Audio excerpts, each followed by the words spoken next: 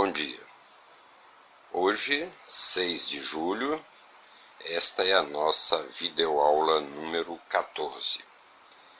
Hoje, coincidentemente, o dia de um jogo difícil para a nossa classificação às semifinais. Desejamos sucesso à nossa seleção. Bem, o tópico gramatical, objeto dessa nossa abordagem, talvez seja um dos mais curtos que nós apresentamos aqui. E é um dos mais curtos por ser uma extensão do assunto tratado na videoaula número 13. Na videoaula número 13, falamos sobre tipos de ditongos. E para aqueles amigos que nos deram o prazer de terem já assistido o vídeo daquela aula, eles devem se lembrar que já no finalzinho de nossa apresentação, depois de relembrarmos a lista dos ditongos, chamados ditongos tradicionais ou normais, nós destacamos 2 deles, por serem casos especiais. Por que casos especiais? Porque esse encontro EA e EI, que foram os 2 casos que selecionamos, esse encontro permite, às vezes, ser empregado como ditongo, ou seja, as 2 vogais dentro de uma mesma sílaba, como permite em outras oportunidades serem desmembradas, as 2 letras serem desmembradas, e nesse caso esse encontro, seja EA ou IE, passa a formar o que nós chamamos de hiato, certo? Nós aqui listamos 2 palavras que se enquadram nesse caso, são as palavras venérea, doença sexualmente transmissível, e cárie. E aqui colocamos as 2 possibilidades de separação de sílabas. Para a palavra venérea, a primeira possibilidade é essa, venérea. Ou seja, aqui as 2 vogais estariam dentro de uma mesma sílaba. E neste caso aqui, esse encontro EA é, ou forma um ditongo. Já com essa segunda possibilidade de separação, venérea, ou seja, o encontro EA desmembrado em 2 sílabas, ou em 2 letras pertencendo a 2 sílabas, aqui já não teríamos, esse encontro já não seria ditongo, mas sim um hiato. O mesmo ocorre com a palavra cárie.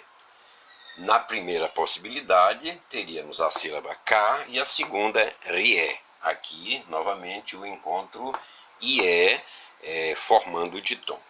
Já com essa segunda possibilidade de separação de sílaba, teríamos a primeira sílaba K, a segunda ri e a terceira E.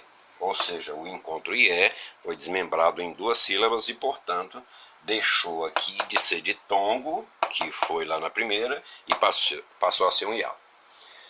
Até aqui nada de muito importante, quer dizer, de muito importante, porque na realidade essa simples possibilidade de um encontro que pode ser ditongo se transformar em hiato ou vice-versa, isso acarreta algumas consequências que nós vamos ver agora.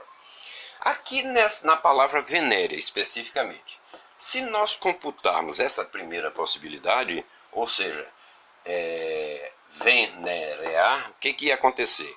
Teríamos a primeira alteração com relação a essa segunda possibilidade na quantidade de sílabas da palavra. Aqui, empregando ditongo, nós teríamos 3 sílabas apenas, então teríamos uma palavra trissílaba. Com essa segunda opção, ou essa segunda alternativa de separação de sílaba, já teríamos uma sílaba a mais. Então deixaria de ser trissílaba e passaria a ser polissílaba, porque aqui já teríamos 4 sílabas. O mesmo ocorre aqui com a palavra cárie. Com essa primeira possibilidade de separação de sílaba, essa palavra teria 2 sílabas, 2 sílabas. Se, porém, separarmos dessa segunda forma, onde o encontro IE foi desmembrado em 2 sílabas, já deixaria aqui de ser dissílaba e passaria a ser trissílaba, ou seja, tem 3 sílabas. E isto estamos nos referindo apenas à quantidade de sílabas dessas palavras. Agora vamos ver a outra, e também muito importante, é consequência, que é a alteração na classificação dessas palavras com relação à tonicidade, ou seja, com relação à sílaba tônica. Na palavra venérea, considerando a última sílaba como um ditongo, EA, nós teríamos uma palavra paroxítona terminada em ditongo, aqui na primeira opção. E aqui, com o desmembramento do ditongo em duas sílabas, ou seja, com o hiato, já não teríamos aqui uma palavra paroxítona terminada em ditongo, mas sim uma palavra proparoxítona. Por que proparoxítona? Porque a sílaba tônica que ali foi a penúltima, aqui passou a ser a antepenúltima. E quando a sílaba tônica de uma palavra é a antepenúltima, como é o caso dessa aqui, temos uma palavra proparoxítona. Então, recapitulando, a última sílaba, ré, a penúltima, e né, a antepenúltima. Vamos agora também a essa alteração da classificação quanto à tonicidade na palavra cárie. Nessa primeira opção, teríamos uma palavra paroxítona, terminada novamente em ditongo. Aqui, já não teríamos novamente uma palavra paroxítona terminada em ditongo, mas sim uma palavra proparoxítona, novamente porque a sílaba tônica K, né, aqui dessa segunda opção, está localizada na antepenúltima sílaba da palavra. É a última, Ré é a penúltima e K a antepenúltima. Então é isso.